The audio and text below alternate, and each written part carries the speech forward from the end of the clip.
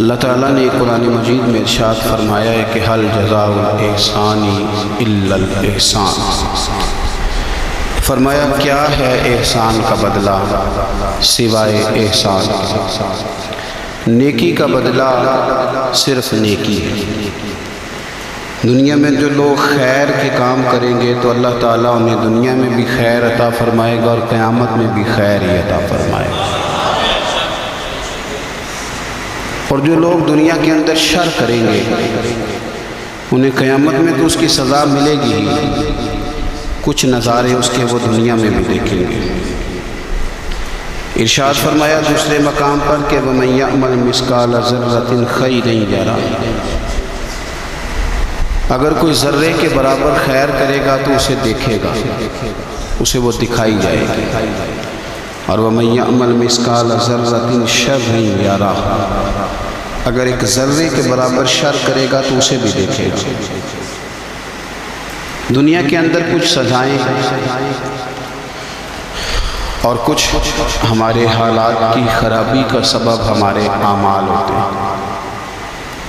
قرآن مجید نے کہا کہ وَمَا أَصَابَكُم مِّن مُّصِيبَةٍ فَبِمَا كَسَبَتْ أَيْدِيكُمْ وَيَعْفُو عَن كَثِيرٍ، فرمایا جو تمہیں مصیبت پہنچتی ہے تو تمہارے ہاتھوں کے کرتوتوں کے سبب، کسب کے سبب پہنچتی ہے۔ وَيَعْفُو عَن كَثِيرٍ، بہت ساری چیزیں تو ہم ویسے ہی معاف فرما دیا۔ زندگی دنیا میں رہتے ہوئے بھی انسان کو کچھ سبق دیتی ہے۔ اگر آپ فصل زمین میں بوئیں تو چاول کا بیج بوئیں گے تو وہاں چاول اگے گا، گندم نہیں اگے گی۔ اور اگر آپ کاشت گندم کریں گے تو گندم ہی وہاں سے اگے گی، وہاں سے چاول اگ سکتا نہیں ہے۔ یہ نہیں ہو سکتا کہ آپ زندگی میں لوگوں کو تکلیفیں دیں اور خود آپ آرام سے سو جائیں، یہ ہو نہیں سکتا، یہ ممکن نہیں۔ دو جملوں میں میرے نبی پاک صلی اللہ علیہ وسلم نے ہمیں بات سمجھا دی ہے۔ اللہ کے رسول صلی اللہ علیہ وسلم نے فرمایا کہ تم اللہ کے بندوں پہ رحم کرو، اللہ تمہارے اوپر رحم فرمائے گا۔ لیکن بندوں کے بارے میں بندوں کا رویہ سخت ہو، اس کا لہجہ رب کریم کے بندوں کے بارے میں تلخ ہو، اس کے دل میں رحم کے، کرم کے میٹھے جذبات ہی نہ سرے سے، اور وہ کہے کہ میرے بارے میں نرمی کی جائے، تو یہ ہو نہیں سکتا، یہ ممکن نہیں ہے۔ ہم کیا کرتے ہیں؟ ہم اپنے تھوڑی دیر کے سکون کے لیے بہت سارے لوگوں کو تکلیف میں مبتلا کرتے ہیں، بلکہ بعض لوگ تو ایسے ہیں جو دوسروں کو مصیبت میں دیکھ کر خوش ہوتے ہیں، ان کو کل بھی راحت نصیب ہوتی ہے۔ کسی شخص کو مشکل میں دیکھتے ہیں، پریشانی میں دیکھتے ہیں تو بڑا انہیں سکون میسر آتا ہے، اور میں نے دیکھا ہے کہ بغلے بجاتے ہیں اور وہ باقاعدہ دلائل دیکھا نا ہمارے ساتھ ایسے کرتا تھا تو آج اس کا کیا حال ہو گیا۔ باقاعدہ لوگ یہ کام کرتے ہیں۔ وہ ہمارے درویشوں نے اپنے رنگ میں بھی ہمیں بڑے مسئلے سمجھائے ہیں، پر اللہ کرے ہماری سمجھ میں بات آئے۔ اللہ کے بندوں نے نا سادی کر کے باتیں، سادی کر کے اور نرم کر کے اور ہمارے مزاج اور طبیعت کے مطابق ہمارے ذہنوں میں اتارنے کی کوشش کی ہے۔ اگر ہماری سمجھ میں آئے، دیکھیں نا درویش کیا کہتے ہیں دشمن مرے تو خوشی نہ کریے۔ دلیل کیا ہے کہ سجنا بھی تو مر جانا ہے۔ یہاں تو یہ کہے نا کہ دشمن مر گیا تو دوست نہیں مرے گا، تو کس طرح سادہ کر کے اور عام فہم کر کے اور ذہن کے قریب جا کے بات سمجھاتے ہیں۔ کہتے ہیں کس بات کا چاؤ کر رہا تو دشمن مرے خوشی نہ کریے، او پائیا سجنا بھی مر جانا ہے، دیگر تے دن آیا محمد اوڑک نو ڈوب جانا ہے۔ یہ تو کس چکر میں تو پڑا ہوا ہے؟ ترمذی شریف حضرت واصلہ بن اسکے رضی اللہ تعالیٰ عنہ حدیث کے راوی ہیں، یہ حدیث ضرور یاد رکھیے گا۔ میرے نبی پاک صلی اللہ تعالیٰ علیہ وسلم نے فرمایا اپنے بھائی کو مصیبت میں دیکھ کے خوشی کا اظہار نہ کرو، اسے تکلیف میں دیکھ کر کبھی خوشی کا اظہار نہ کرو، ورنہ حضور فرماتے ہیں اللہ اس پر رحم کر دے گا اور تمہیں اس مصیبت میں مبتلا کر دے گا۔ کبھی بھی دشمن مرے تو کدے خوشی نہ کرے، کیونکہ سجنا بھی تو مر جانا۔ کبھی اپنے بھائی کو مصیبت میں دیکھ کر آپ یقین کریں کہ میں نے دیکھا ہے کہ بھابھی کا خاندان کسی تکلیف میں آ گیا ہے تو وہ بجائے اس کے کہ ان کے لیے دعا ہوتی ہے لیکن شریکہ چل رہا ہے نا، تو تبصرے ہوتے ہیں کہ میں نے تو پہلے ہی کہا تھا یہ لوگ ٹھیک ٹھیک، یہ با مربت با اخلاق اور وفادار لوگوں کا یہ رویہ ہی نہیں ہوتا، وہ تو گہرا دشمن بھی ہو گہرا، اس کے بارے میں بھی دیکھیں نا میرے نبی پاک صلی اللہ تعالیٰ علیہ وآلہ وسلم کافر اور منافقوں پر نرم دل نہیں تھے، ان کے بارے میں بھی حضور دعائیں کرتے تھے کہ اللہ انہیں خیر کی توفیق عطا فرما۔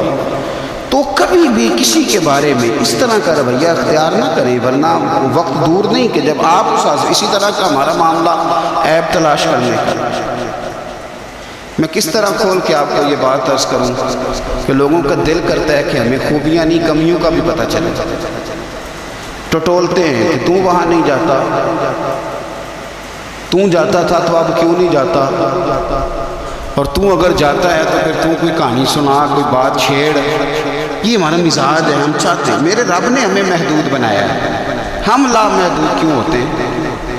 اللہ نے ہمارے اوپر رحم فرمایا ہے کہ ہمیں دیوار کے پیچھے نظر نہیں آتا، یہ اس نے کرم فرمایا۔ اگر ہمیں نظر آتا ہوتا تو کتنے پردے کھل جاتے ہیں، اور بہت ساری چیزیں جو پردوں میں رہنی چاہیے تھیں وہ پردوں میں نہ رہتی، یہ اس نے کرم فرمایا ہے کہ ہمیں دیوار کے پیچھے نہیں سنتا، اس کو کرم سمجھو، پردے نہ کھولو۔ اگر ہمیں یہ خبر ہوتی کہ سامنے کیا ہے تو بہت سارے ہمارے معاملات خراب ہو جاتے، اس کا شکر ہے، اس کا کرم ہے۔ یہی بہتر ہے کہ پردوں میں وہ پردہ پوش رہے، اور وہ اگر پردے اٹھا دے تو کسے ہوش رہے۔ مہربانی کریں، آپ جو اللہ تعالیٰ نے ہمیں محدود بنایا تو لا محدود ہونے کی کوشش کیوں کرتے ہو؟ جہاں اس نے رکھا ہے وہیں رہنے کو اپنے لیے بہتر جانو، وہیں، ورنہ حالات خراب ہو جائیں گے۔ میرے نبی پاک صلی اللہ علیہ وسلم نے فرمایا، مسند احمد میں موجود ہے، حضور فرماتے ہیں لوگوں کی جاسوسی نہ کرنا، ان کے عیب نہ ٹٹولنا۔ بس حضور نے کہہ دیا تو کہہ دیا، نہیں ٹٹولنے تو سونیا تیرے غلام ہیں، سوال ہی نہیں پیدا ہوتا کہ ہم کبھی یہ کام کریں۔ حضور نے فرمایا کسی کے عیب نہ ٹٹولنا، اگر تم نے کسی کے عیب ٹٹول کے اسے رسوا کرنے کی کوشش کی تو فرمایا تم اگر 7 پردوں کے اندر بھی بیٹھے ہوئے تو وہاں بھی اللہ تمہیں رسوا کر دے گا۔ یہ نہ سمجھنا کہ میں چھوٹ گیا ہوں تو بن جاؤں، اللہ تمہیں وہاں بھی رسوا۔ تو کچھ جرموں کی دنیا میں ہم دیکھتے ہیں، اور اس کا سادہ ترجمہ یہ ہے کہ جیسا کرو گے پھر ویسا بھرو گے، یہ ہوتا ہے، آپ اس سے بچ نہیں سکتے۔ اور اس وقت بندہ بڑا سمارٹ ہوتا ہے، وہ اپنے آپ کو بڑا تیز سمجھتا ہے، وہ کہتا ہے میں نے پتہ پھینکا تھا تو میرا پتہ چل گیا ہے، دیکھا نا پھر۔ اور کئی دفعہ میں نے دیکھا ہے شریف آدمی مجبور ہوتا ہے، وہ کیا کر سکتا ہے؟ شریف جو ہوا، شر اور شریف ان کا مقابلہ نہیں ہوتا، ایک چیز ہے اشارہ، تو شریف اس کا مقابلہ کیسے کرے گا؟ بلکہ شریف آدمی تو کئی دفعہ ویسے ہی بچتا ہے، کہتا ہے یار مطلب کسی طریقے جان چھڑائیں، یہ شر ہے اور میں باوضو رہنے والا آدمی ہوں، میں گند میں کیسے آلگا دوں؟ وہ بچتا ہے تو لوگ سمجھتے ہیں ڈرپوک ہے، حالانکہ ڈرپوک اور ہوتا ہے اور شریف اور ہوتا ہے۔ تو شرافت کو لوگ بزدلی جانتے ہیں۔ نبی پاک صلی اللہ علیہ وسلم کے صحابی حضرت سعید بن زید رضی اللہ تعالیٰ اور عشرہ مبشرہ سے آتے ہیں، حضرت عمر کے بہنوئی ہیں، اور یہ حوالہ میں آپ کو مسلم شریف سے عرض کر رہا ہوں۔ حضرت سعید بن زید رضی اللہ تعالیٰ عنہ وہ خوبصورت آدمی ہیں جنہیں دنیا میں چلتے پھرتے میرے نبی پاک نے جنت کی بشارت عطا فرمائی۔ بندے کا قد کاٹ دیکھیں کہ جنتی بندہ، یعنی اتنا اعتماد حضور نے کیا کہ فرمایا اس کے بعد والے آخری دم تک کے اعمال پر بھی میں جانتا ہوں یہ جنتیوں والے کام کرے گا۔ اتنا بڑا آدمی، لیکن ایک عورت نے آ کے جھگڑا شروع کر دیا، اروا اس عورت کا نام تھا۔ اسے آ کے حضرت سعید بن زید سے جھگڑا شروع کیا کہ یہ جو مکان ہے نا آپ کا، اس میں اتنی جگہ میری ہے، مجھے آپ بتائیں ایک شریف آدمی سے عورت جھگڑا کرے تو بندہ جواب میں کچھ کر سکتا ہے؟ اب میری بات کو سمجھیں، آپ شریفوں کی مجبوریاں تو سمجھیں کتنی زیادہ ہیں۔ بھئی ایک عورت آ گئی، اس نے دعویٰ کر دیا، اب بلا وجہ انسان کٹہرے میں کھڑا ہو جاتا ہے، یہاں کو بندہ آگے کہہ دیتا کہتا جی میں نے 20 لاکھ روپیہ لینا ہے، تو شریف آدمی ادھر کیا کرے گا؟ وہ تو مفت میں، اور دائیں بائیں بیٹھے لوگ ویسے ہی پریشان ہو جائیں گے کہ پتہ نہیں کوئی بات ہوتی ہے تو کوئی آتا ہے. اس نے کہہ دیا کہ مکان میں میرا حصہ ہے. اور کہہ کسے دیا؟ اسے جن کے اعمال کے صحیح ہونے کی گواہی مدینے والے رسول نے عطا فرمائی. اس نے کہا جناب یہ مکان میں میرا حصہ ہے. اب حضرت سعید بن زید رضی اللہ تعالیٰ عنہ فرمانے لگے یہ زمین اسی کو دے دو. ختم ہو گئی بات. شریف آدمی کیسے جھگڑا کرے؟ اب میں آپ کو ایک بات بتاؤں، اگر اس طرح بھی بندہ کر دے تو باتیں پھر بھی ہوتی ہیں. لوگ کہتے ہیں بلا وجہ تو نہیں نہ دے دی، ایسے تو نہیں نہ کوئی دے دیتا 4 مرلے، او بھائی ایسے تو نہیں نہ. فوراً فرمایا حضرت سعید بن زید، فرمایا دے دو اسے. تو آپ کے اہل خانہ کہنے لگے حضور جب آپ اسے کیوں دے رہے ہیں؟ فرمایا تم دے دو. میرے نبی پاک صلی اللہ علیہ وسلم نے فرمایا جس نے ایک بالشت زمین پر ناجائز قبضہ کیا، اللہ قیامت کے دن 7 زمینوں کا توق بنا کے اس کے گلے میں ڈال دے گا. فرمایا اٹھانے دو اسے اٹھانے دو. اور ایک حدیث میں فرمایا 7 زمینوں میں دھنسا دے گا اللہ. اسے اٹھانے دو، دے دو. لیکن تکلیف تو ہوتی ہے نا. اب یہ نہیں ہے کہ کہاں سے اتنا حوصلہ بندہ کرے، دل تو ٹوٹ جاتا ہے نا کہ یار میرے اوپر اس طرح الزام لگانا، اور اس طرح کسی شخص کے بارے میں وہ بندہ جس نے زندگی تقوی میں گزار دی اس پر اتنا گھنونا الزام لگا دینا. اب حضرت سعید بن زید نے نا لوگوں کو کہہ دیا دے دو، لیکن جب تنہا گئے تو دل ٹوٹا ہوا تھا، کلیجہ پھٹا ہوا تھا، طبیعت پریشان کی. ہاتھ اٹھائے، کہا اللہ سچائیاں بھی تو جانتا ہے، جھوٹ بھی تو جانتا ہے، ظاہر چیزوں کو بھی تو جانتا ہے، چھپی ہوئی کو بھی تو جانتا ہے. اللہ اگر یہ جھوٹی ہے تو اسے اندھا کر دے، اور اللہ یہ جو زمین اس نے مجھ سے لی ہے نا پھر اس میں اس کی قبر بنا دے. بعض شارحین نے لکھا ہے کہ حضرت سعید بن زید تو پہلے وصال کر گئے، لیکن وہ عورت زمین تو لے لی، گھر میں رہتی تھی پر اندھی ہو کے رہتی تھی، ڈھونڈتی پھرتی تھی، دائیں بائیں جاتی تھی. تو لوگ اسے کہتے تھے کیا بنا؟ کہنے لگی کچھ نہ پوچھو، مجھے سعید بن زید کی دعا لگ گئی، مجھے لگ گئی دعا. تڑپتی تھی، روتی تھی. کنواں کھدوایا ہوا تھا، امیر لوگوں نے گھر میں کنواں کھدوایا ہوا تھا، تو یوں لگتا ہے کہ پانی بھی کوئی نہیں پلاتا تھا، کوئی نواسا نواسی پوتا پوتی بھی قریب نہیں آتا تھا. پانی پینے کے لیے کنویں میں گئی تو اندر ڈوب کے مر گئی. اس کا گھر ہی اس کی قبر بن گیا. دیکھیں نا لوگ اس وقت سمجھ رہے ہوتے ہیں کہ جناب دیکھا نا میرا پتہ چل گیا. ہنس رہے ہوتے ہیں کہ دیکھا میں نے کتنا رسوا کر دیا، دیکھا پھر فلانا کتنی منتیں کر رہا تھا، دیکھا. اور تمہیں پتہ نہیں، تم کیا سمجھتے ہو کہ جس کو تم نے رسوا کرنا چاہا اس کا کسی جو ہے وہ وزیر مشیر اور بڑے آدمی سے تعلق نہیں تھا تو وہ تمہارے ہتھے چڑھ گیا. یاد رکھنا اگر اس کا وزیروں مشیروں سے تعلق نہیں نا غریب کا تو اللہ ولی الذین آمنوا، اللہ تو وارث ہے کہ نہیں مومنوں کا؟ اللہ تو وارث ہے کہ نہیں مومنوں کا؟ نبی پاک تو والی ہیں کہ نہیں اپنی امت؟ تو تم کس طرح سمجھتے ہو کہ بندہ وارثہ مان کرینا وارثہ، رب بے وارثہ کر کے مار رہا. تو ہم جب چل رہے ہوتے ہیں نا تو پھر تو ہماری قد کاٹ کا کون مقابلہ کرے، اور جب ہم چڑھ جائیں ہوا کے گھوڑے تو پھر کون ہمارا رخ پھیرے. لیکن یاد رکھنا ایک عدل کرنے والی ذات ہے، جب لگامیں کھینچتی ہے تو پھر لوگوں کو کوئی چارہ اپنی زندگی کے اندر کبھی بھی کوئی کام ایسا نہ کرے، کبھی بھی. آگے بڑھتا ہوں. بصرے کا گورنر حجاج بن یوسف بڑا ظالم آدمی تھا. تو حضرت سعید بن جبیر رضی اللہ تعالیٰ عنہ ایک تابعی بزرگ تھے، تو آپ نہ اس کے غلط کاموں کو اسے ٹوکا کرتے تھے. ہمارا یہ مسئلہ ہوتا ہے کہ جب ہمیں کوئی ٹوکتا ہے تو ہمیں ضد چڑھتی ہے. یہ نہیں دیکھتے کہ میں پہلے دیکھ لوں میری کئی کوتاہی پہ تو نہیں ٹوک رہا. وہ ظالم تھا، آپ اسے ٹوکتے تھے. تو جب روک ٹوک ہونے لگی تو یہ جو بادشاہ قسم کے لوگ ہوتے ہیں ان کی خواہش ہوتی ہے کہ ہمیں پوچھنے والا کوئی نہ ہو. روک ٹوک بڑی تو اس نے بلا لیا. حضرت سعید بن جبیر رضی اللہ تعالیٰ عنہ کو بلا کے کہنے لگا میں آپ کو قتل کروں گا. تو آپ فرمانے لگے جس طرح تو مجھے قتل کرے گا نا میرا رب بھی تجھے اسی طرح ہی قتل کرے گا. اللہ والے تھوڑا کسی سے ڈرتے ہیں، وہ اسی طرح تجھے قتل کرے گا. کہنے لگا حضرت سعید بن جبیر رضی اللہ تعالیٰ عنہ سے کہ اگر آپ مجھ سے معافی مانگ لیں گے تو میں آپ کو چھوڑ دوں گا۔ تو آپ فرمانے لگے معافی تو میں روز مانگتا ہوں پر صرف اپنے رب سے، تجھ سے کاہے کی معافی مانگوں، کس بات کی تجھ سے معافی مانگوں؟ کہنے لگا پھر آپ بعض جلا سے کہنے لگا اسے قتل کرو۔ آپ نے ہنسنا شروع کر دیا تو وہ کہنے لگا ہنستے کیوں ہو؟ فرمانے لگے تیری جرت پہ ہنس رہا ہوں کہ خدا کا کمزور بندہ ہو کے تو کس طرح کی جرت کے ساتھ باتیں کر رہا ہے کہ میں تجھے قتل کرا دوں گا۔ اس نے کہا پکڑو، اور غصے میں آ کر پکڑو اور انہیں قتل کرو۔ جب قتل کرنے لگے تو آپ نے منہ کعبے کی طرف کر لیا اور پڑھا انی وجہت وجہی للذی فطر السماوات والارض حنیفا وما انا من المشرکین۔ کعبے کی طرف منہ کر کے یہ دعا پڑھی تو کہنے لگا اچھا اس کا رخ پھیر دو کعبے سے۔ تو آپ کا جب رخ پھیرا تو آپ فرمانے لگے تو بڑا ہی بیوقوف ہے، فَإِنَّمَا تُوَلُّوا فَثَمَّ وَجْهُ اللَّهِ، تمہیں پتہ نہیں منہ جدھر بھی کرے اللہ ادھر ہی ہوتا ہے۔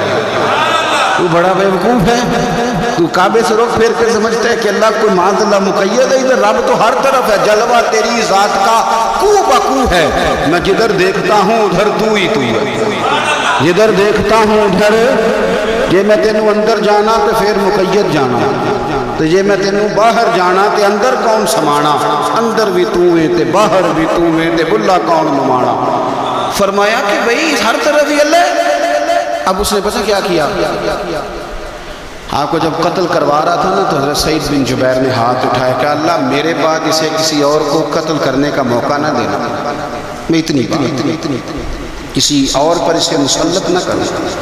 حضرت سعید بن جبیر قتل ہوئے، شہید ہوئے تو اتنا خون بہا کہ خون بند ہی نہیں ہوتا، اتنا خون۔ وہ کہنے لگا وزیروں سے، مشیروں سے، طبیبوں سے کہ اتنا خون؟ تو وہ کہنے لگے بادشاہ یہ خون بتاتا ہے کہ یہ بندہ تجھ سے ڈر کے نہیں مرا، ورنہ تو تلوار بندے کے قریب آتی ہے تو خون خشک ہوتا جاتا ہے، ورنہ تو حکم ہوتا ہے سزائے موت کا تو لوگوں کے کپڑے ڈھیلے ہو جاتے ہیں، جسم کمزور ہو جاتا ہے۔ یہ بندہ نہ ڈر تھا اس لیے اتنا خوف، اس کا خون نکلا ہے کسی کو ڈر نہیں۔ حضرت سعید بن جبیر کو قتل کرنے کے بعد نا حجاج بن یوسف 15 دن زندہ رہا ہے، صرف 15 دن، کینسر ہو گیا پیٹ میں، اتنی تکلیف ہوئی کہ جس بیماری کو آج آپ کینسر کہتے ہیں کہ کسی کی سمجھ میں نہیں آتا تھا، طبیب گوشت کی بوٹی ڈالتا تھا دھاگے کے ساتھ پیٹ میں تو باہر آتی تھی تو وہ گل سڑ کے باہر نکلتی، اس کے اپنے بھی اس کے کمرے میں نہیں جاتے۔ او یارو، ظلم کرتے ہوئے لوگ سوچتے نہیں کہ اس کا حساب کتنا بھیانک ہوگا۔ رات کو چیخ مار کے اٹھتا، گھر والے کہتے تجھے کیا ہوا؟ وہ کہتا تھا جب بھی میں سوتا ہوں تو سعید بن جبیر میری خواب میں آتے ہیں اور میری ٹانگ پکڑ کے گھسیٹتے ہیں تو میری آنکھیں کھل جاتی ہیں، یہ جو بد دعائیں ہیں یہ تمہارے بستر تک تمہارا پیچھا کرتی ہیں، یہ نیندوں میں سوراخ کر دیتے۔ لوگ کہتے ہیں پتہ نہیں کیا بات ہے سویا نہیں جاتا، تو میں کہتا ہوں پتہ کر لو، شاید کو بات نکل ہی آئے، پتہ کر لو، دیکھ لو، غور کر لو، توجہ کر لو، شاید کو بات نکل آئے۔ اگر نکل آئے نا تو پھر توبہ کر لو، اور اگر نکل آئے تو پھر معافی مانگ لو، اگر نکل آئے تو پھر اللہ سے ڈر جاؤ، اگر نکل آئے تو پھر احتیاط کر جاؤ۔ لیکن باتیں نکلنے پر بھی ہم ماننے کو تیار ہیں، تو یہ مت سمجھے کہ جب انسان کسی کا ظلم کرے گا تو وہ چین کی نیند سوئے گا۔ جی ہو سکتا جیسا کرو گے پھر ویسا، جیسا کرو گے پھر ویسا۔ مجھے بڑی ایک شخص کی، اور میں اس بندے کو داد دیتا ہوں، اس نے بڑی اعلیٰ ایک دفعہ بات کی، مجھے کسی نے بتایا کہ یہ فلانا آدمی اپنے باپ کا بڑا سخت نافرمان ہے، تو میں چلا گیا اور مجھے پتہ چلا کہ وہ بیچارے جو ہیں اس کے والد وہ تکلیف میں ہیں، تو میں نے جا کے ان سے کہا کہ آپ مہربانی کریں اس بچے سے کہ اپنے ابے کو راضی کر۔ تو مجھے کہنے لگا پیر صاحب آپ کے آنے کا شکریہ، پر یہ جو کر رہا ہے ٹھیک کر رہا ہے۔ میں نے کہا کیوں؟ کہنے لگے میں نے اس سے بڑھ کر اپنے ابا کو ستایا،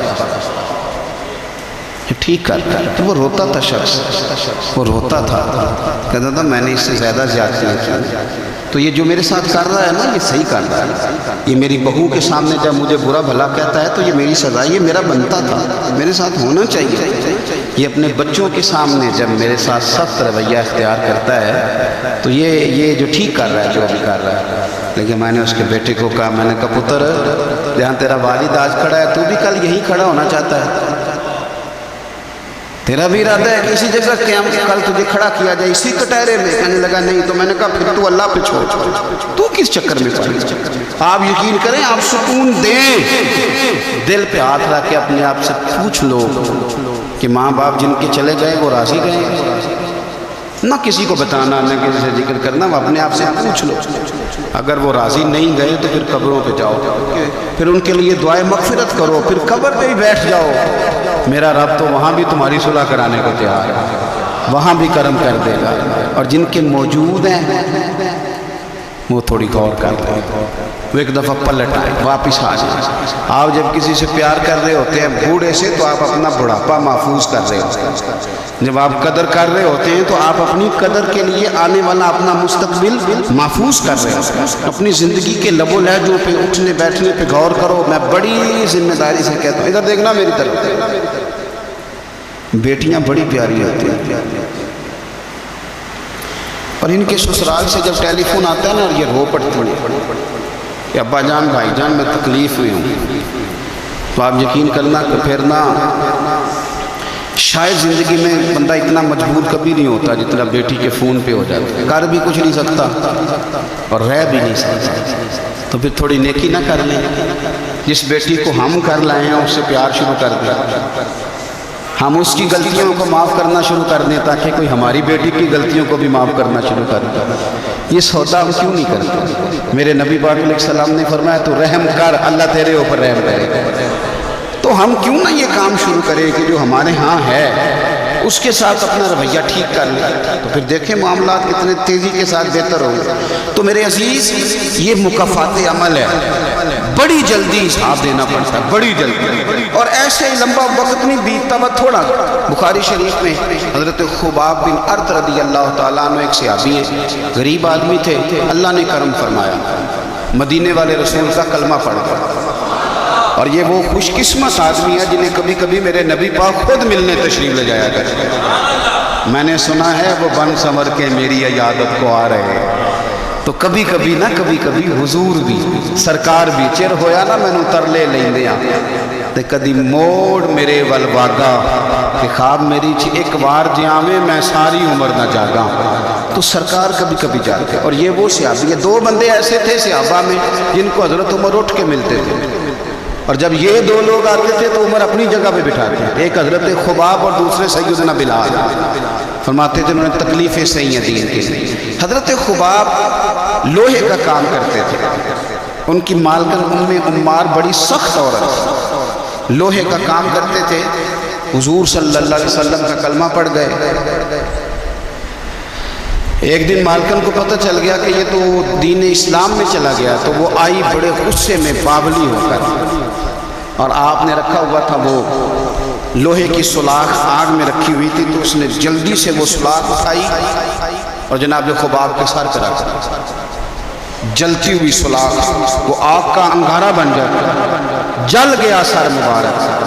بڑی تکلیف میں آئے میرے رسول پاک صلی اللہ علیہ وسلم کے حضور. عرض کی حضور میں تکلیف میں ہوں، میرے لیے دعا فرمائیں. حضور نے کیا جملے کہے، قربان جائیں مدینے والے کی دعاؤں پر. حضور کی دعا پر بھی قربان. اور میرے اعلیٰ حضرت فرماتے ہیں جب نبی پاک دعا کرتے تھے تو دعا اوپر نہیں جاتی تھی، قبولیت نیچے آ جاتی ہے. خدا کی رضا چاہتے ہیں دو عالم، خدا چاہتا ہے رضائے محمد صلی اللہ علیہ وسلم. اجابت کا جوڑا، عنایت کا صحرا، دلہن بن کے نکلی دعائے محمد اور اجابت میں جھک کر گلے سے لگایا بڑی ناز سے جب دعائے محمد صلی اللہ علیہ وسلم. تو رسول پاک صلی اللہ علیہ وسلم نے دعا کی. اور دعا کیا کی حضور نے؟ نبی پاک نے دعا کی، اے اللہ میرے خباب کی مدد فرما. اے اللہ میرے خباب کی. دعاؤں کا رنگ ہوتا ہے اگرچہ ہمیں نظر نہ بھی آئے. حضور نے دعا کر دی. اب حضرت خباب کہتے ہیں کہ اس دعا کا رنگ میں سوچتا تھا، لیکن مکے کے حالات ہیں اور زیادہ کثرت سے تعداد کافروں کی ہے اور طاقت میں بھی کافر ہیں، اسلام پہ بظاہر غربت ہے. اب اس دعا کا رنگ کیسے نظر آئے؟ لیکن اگر کرم کرنے والا اللہ ہو تو پھر ضروری نہیں کہ ظاہری اسباب لوگوں کی نظر میں آئیں، پھر وہ رنگ بنا لیتا ہے، پھر وہ ساری رحمتیں خود بخود فرما دیتا ہے۔ حضرت خباب کہتے ہیں وہی میری مالکن عمار بیمار ہو گئی، اتنی بیمار ہوئی اس کے سر میں کوئی درد اٹھا، اتنی تکلیف کہ ہر طبیب ہر حکیم ہر جگہ گئی، جب کوئی نتیجہ نہ نکلا کہ طبیب نے اسے بتایا کہ سولاخ گرم کر کے نا تو سر پہ لگوایا کر تجھے آرام آئے گا۔ تو آپ فرماتے ہیں پھر ایک دن وہ گھر آئی اور گھر آ کے مجھے کہنے لگی لوہے کی سولاخ اچھی طرح آگ میں تپا کے نا تو میرے سر پہ رکھ، کہتے ہیں لوہا تپ رہا تھا، میں پکڑ رہا تھا، اس پہ سر پہ رکھ رہا تھا اور مدینے والے رسول پہ درود و سلام پڑھ رہا تھا۔ میں گویا میری توجہ حضور کی اس دعا کی طرف چلی گئی جو سرکار نے فرمائی کہ یہ انداز ہے قبولیت کا، یہ انداز ہے کہ کوئی جنگ نہیں کرنی پڑی، کوئی بہت زیادہ انقلاب، بس حضور نے دعا کر دی اللہ اس کی مدد فرما۔ تو کچھ فیصلے اللہ پہ بھی چھوڑ دینے چاہیے، بڑی جلدی رب کریم وہ فیصلے فرما دیتا ہے اور بڑی جلدی انصاف ہوتا ہے۔ ہم لوگ نا احتیاط نہیں کرتے، نہ بولنے میں، نہ چلنے میں، نہ بات کرنے میں، نہ ہم دیکھتے ہیں کہ بندہ کس کیٹیگری کا ہے، نہ ہم نے سفید داڑیاں دیکھنی ہے، نہ ہم نے علم دیکھنا ہے، نہ ہم نے کوئی دین کی نسبت دیکھنی ہے، نہ ہم نے تقویٰ دیکھنا ہے، کیونکہ اس وقت میرے دین کو بات چڑھ گئی ہے تو ہم نے کر کے چھوڑ دیا۔ ہم نے سٹیٹس بھی نہیں دیکھنا کہ بندہ سامنے جو ہے اس کا معیار کس لحاظ کا ہے، اور وہ کہتے ہیں جی میں بڑا جذباتی ہوں تو میں اماں کے سامنے بول پڑتا ہوں، میرے سے بات ہو جاتی ہے، تو میں کہتا ہوں تو بالکل جذباتی نہیں، اگر اماں کے سامنے بول پڑتا ہے تو ایس ایچ او کے سامنے بھی بول کے دکھا، پھر تیرا پتہ چلے گا۔ اگر تو جذباتی ہے اور ابا کے سامنے تجھے غلطی لگ جاتی ہے تو جج صاحب کے سامنے بھی غلطی لگے نا، پھر تو تیرے جذبات کی سمجھ آئے گا۔ لیکن یہ غصہ بڑا سیانا ہے، تو میں بات ٹھیک کر رہا ہوں اور میری بات پہ اچھی طرح توجہ کریں۔ غصہ ہمارا بڑا سمجھدار ہے، تگڑے بندے پہ آتا یہ مڑے بندے پہ آتا ہے، غریب آدمی سمجھدار غصہ ہے، اوہو اتنا یہ غصہ عقل مند ہے، اتنا سمجھدار ہے کہ یہ جناب حد ہو جاتی ہے بات کرتے ہوئے۔ اور میرے ابا جی بڑی سادی مثالیں کبھی کبھی مجھے سمجھاتے تھے تو میں بڑی بات کو سمجھتا تھا۔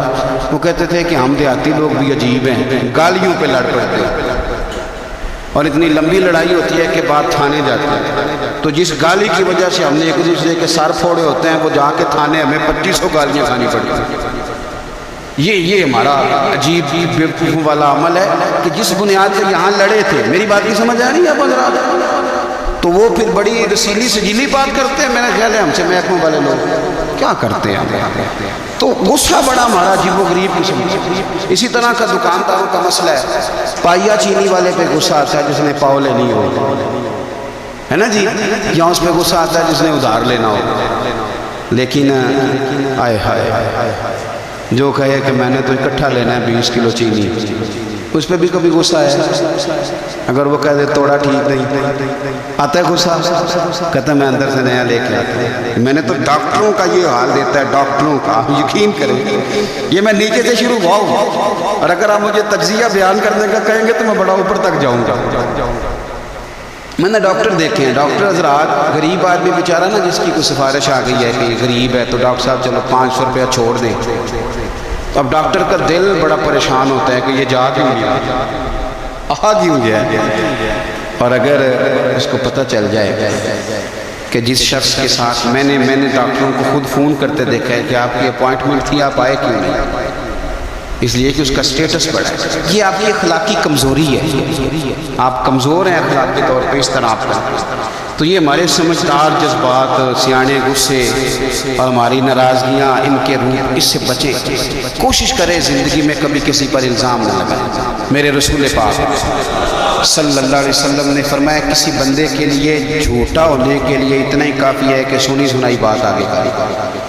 ہم تو تیزی سے کہانی ہوتی بھی نہیں بنا لیتے ہیں اور کہہ دیتے ہیں کوئی بات ہوتی ہے تو کوئی کرتا ہے نہیں۔ میرا تجربہ یہ ہے کہ بہت ساری باتیں نہیں ہوتی، لوگ پھر بھی کرتے ہیں، ہوتی نہیں سرے سے اور لوگ کرتے ہیں۔ حضرت سعد بن ابی وقاص رضی اللہ، یہ بھی بخاری کتاب الاذان میں آپ کو روایت ملے گی، یہ عشرہ مبشرہ سے حاصل ہے۔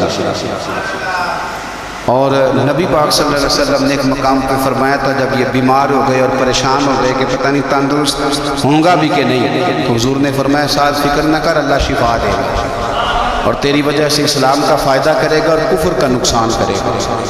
میں نے کہا کہ ڈائریکٹ آ کے تو بندہ الزام لگا لے تو شریف آدمی بھلا جواب کیا دے اس کو؟ اور پھر بڑا مشکل نہیں، جس نے کچھ نہ کیا وہ بیچارہ وضاحتیں دیتا پھر، یعنی کوئی جرم نہیں کیا اور اسے وضاحتوں سے کٹہرے میں کھڑا ہونا پڑتا، یہ کوئی تھوڑی سزا، لیکن لوگ کر دیتے ہیں بلا وجہ، بغیر سبب کے، بغیر کسی وجہ کر دیتے ہیں۔ ہم سوچتے ہی نہیں، ہمارا ذہن ہی نہیں، ہمارا رویہ ہی نہیں، اور چونکہ میرا تھوڑا سا تعلق ہے اس شعبے سے تو بڑی دیدہ دلیری کے ساتھ لوگ آ کے کہتے ہیں حضرت صاحب بس وہ جب سے بہو لے کے ہیں تو تویز بڑے کراتی ہے۔ تو میں نے کہا کہ آپ نے کبھی دیکھا ہے بیچاری کو کراتے؟ اور اس سبب سے ایک میں نے رپورٹ پڑھی کہ مار مار کے بحال کر دیا خامن نے کہ تویز کراتی ہے۔ پہلی تو بات یہ ہے کہ تویز آپ نے یہ کیسے سمجھ لیا کہ تعویذ اتنی جلدی اثر کر دیتا ہے؟ جادو کے اثرات کا انکار نہیں ہے، پر کیا آپ نے وہ حدیث نہیں پڑھی کہ سورۃ بقرہ پڑھیں تو جن بھی دوڑ جاتا ہے، شیطان بھی دوڑ جاتا ہے؟ کیا وہ ہمارے لیے کافی نہیں کہ سورۃ فلق اور ناس پڑھ کے سو جاؤ تو جادو اثر نہیں کرتا؟ ہمارے لیے کافی نہیں؟ ہم کیوں اتنے زیادہ کمزور نظریات کے مالک ہو گئے کہ شک کی بنیاد پر پیٹ دیا بہت زیادہ کہ تویز کراتی ہے؟ یہ اتنی کمزوری مسلمان کے نظریے میں کیسے آ گئی؟ لیکن اب الزام اس طرح کے لگائے جائے جن کا کوئی وجود ہی نہ ہو، کوئی وجود ہی نہ ہو۔ وہ یہ اسی طرح کے الزام بیٹی لگاتی ہے، وہ کہتی ہے کہ اس کو نہ اس کے ماں باپ سکھاتے ہیں، پڑھاتے ہیں۔ تو میں نے کبھی تم نے سنا ہے پڑھاتے ہوئے؟ کہتی نہیں، وہ بیٹھا تو ہوتا نا رات کو جا کے۔ میں نے کہا وہ تو جب سے پیدا ہوا اماں کے پاس ہی بیٹھا ہوا۔ تو یہ بغیر سبب کے بلا وجہ اور وضاحتیں دیتی پھرتی ہے بیچاری بوڑھی اماں کے، نہیں میں ایسی نہیں۔ کیوں کٹہروں میں لوگوں کو کھڑا کرتے ہیں؟ اخلاقی رویے بلند کریں اور سوچ سمجھ کے بات کریں، سوچ سمجھ کے۔ حضرت سعد بن ابی وقاص، حضور صلی اللہ علیہ وسلم نے کتنی اس شخص کی عظمتیں بیان کی، عشرہ مبشرہ صحابی ہیں، لیکن آپ پر ایک شخص نے 3 الزام لگا دیے۔ اور شاید میں نے پہلے بھی کہا تھا کہ لوگ بڑے سیانے ہیں، کعبے کے اندر سے مٹی لے کے بت بنا لیتے ہیں، اور یہ کسی کو کیسے معاف کریں گے؟ انہوں نے تو جناب مریم سلام اللہ علیہ پہ بھی الزام لگا دیا، حضرت عیسیٰ کی والدہ مریم پہ۔ وہ کسی شاعر نے کہا تھا مخلوق تو فنکار ہے اس درجہ کے پل بھر میں، سنگے در کعبہ سے بھی اصنام تراشے، اور تم کون ہو کیا چیز ہے داغ قبا بھی۔ لوگوں نے تو مریم پہ بھی الزام تراشے۔ یہ معافی دیتے ہیں کسی کو؟ بس ہو گئے پیچھے تو ہو گئے۔ 3 الزام حضرت سعد بن ابی وقاص پہ لگا دیے۔ پہلا الزام یہ لگایا کہ حضرت سعد بن ابی وقاص جو ہیں یہ مال غنیمت برابر تقسیم نہیں کرتے، اور دوسرا الزام یہ لگایا کہ لشکر اسلام کو بھیج دیتے ہیں، خود ساتھ نہیں جاتے، اور تیسرا الزام یہ لگایا کہ مقدمات کے فیصلے میں عدل سے کام نہیں لیتے۔ ایک یہ کہ یہ لشکر کے ساتھ خود نہیں جاتے، ایک مقدمات کا فیصلہ عدل سے نہیں کرتے، اور تیسرا یہ کہ یہ مال غنیمت عدل سے تقسیم ہے۔ حضرت سعد بن ابی وقاص کو بڑی تکلیف ہوئی، ہاتھ اٹھائے، کہا اللہ اگر یہ جھوٹا ہے نا تو اس کی عمر لمبی کر دے، اس کے فقر میں اضافہ کر دے، اسے فتنوں میں مبتلا کر دے۔ دعا کر دی، بات ختم ہو گئی۔ حضرت سیدنا عبد الملک بن عمیر تابی بزرگ ہیں رضی اللہ تعالیٰ عنہ، فرماتے ہیں میں نے اس بوڑھے کو دیکھا جس کے لیے حضرت سعد بن ابی وقاص نے دعائیں کی تھی۔ اس نے 3 الزام لگائے تو آپ نے جواب میں 3 دعائیں دی۔ آپ نے کہا اے اللہ اس کی عمر لمبی فرما، فقر میں اضافہ کر، اسے فتنوں میں مبتلا کر۔ آپ فرماتے ہیں میں نے اسے دیکھا اتنا بوڑھا ہو گیا تھا، کمر جھک گئی، یہ بھمیں اس کی آنکھوں پہ آ گئی، چلا نہیں جاتا تھا، اور کبھی وہ مالدار ہوتا تھا، پر حضرت سعد بن ابی وقاص کی دعا نے اتنا پیچھا کیا کہ در در کی بھیک مانگنے پہ مجبور ہو گیا، اور بڑھاپے میں بھی اس کے فتنے کا یہ عالم تھا کہ ضعیف ہو گیا، عورت کی خواہش رہی نہیں وجود میں، لیکن پھر بھی راہ جاتی عورت کو چھیڑ دیتا تھا، اور یقیناً پھر اس کی وجہ سے وہ مار کھاتا تھا چوکوں چوراہوں میں۔ تو لوگ اسے کہتے تھے کہ تو اس عمر میں بھی باز نہیں آتا، تو وہ کہتا تھا میں تمہیں کیا بتاؤں، سعد بن ابی وقاص کی دعائیں میرا پیچھا کریں۔ وہ میں نے ان کو تکلیف دی تھی، تو آج تک میں فتنے میں مبتلا ہوں، فتنے میں کہ میں جاتی جاتی خاتون کو پتہ نہیں مجھے کیا ہو جاتا ہے، اور پھر مجھے بے عزتی کا منہ دیکھنا پڑتا ہے اور رسوائی کا۔ تو کیوں لوگ بد دعائیں لیتے ہیں، اور کیوں کر کے لوگ اتنا سخت اپنے آپ کو بنا لیتے ہیں کہ وہ نیک صالح اور پاک لوگوں کے بارے میں بھی ان کے نظریات اس طرح کے ہو جاتے ہیں۔ خدا را زندگی میں بڑی تکلیفیں آ جائیں گی اگر ہم ان چیزوں سے نہیں بچیں گے۔ یاد رکھیں جیسا کریں گے پھر ویسا بھریں گے، بولیں بھی سوچ کے، چلیں بھی سوچ کے، مخالفت بھی کریں تو سوچ کے، اور اتنی جتنی کسی کی بنتی ہے۔ الزام بھی لگائیں تو خدا را اللہ سے ڈریں، فٹافٹ نہیں، جلدی نہیں۔ آپ ہر چوتھے بندے کے بارے میں لوگ نہیں کہہ رہے فلانا پیسہ کھاتا ہے، بھئی آپ نے دیے یا آپ گواہ بنے جب وہ کھا رہا تھا، آپ نے یہ کیسے بات کر دی؟ تو ہم تیزی کے ساتھ اس طرح کے اعمال اکٹھے کر رہے ہیں کہ جو ہمارے لیے اذیت کا سبب بنیں گے۔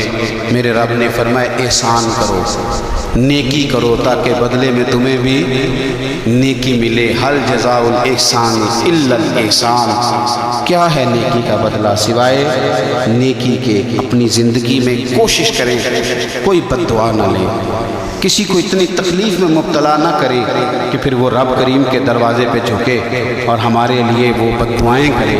اللہ کے حضور حاضر ہوں، کوشش کریں کہ بھولے سے بھی کسی شخص کو ہماری وجہ سے تکلیف نہ پہنچے۔ اللہ ہمیں سمجھنے کی توفیق عطا فرمائے۔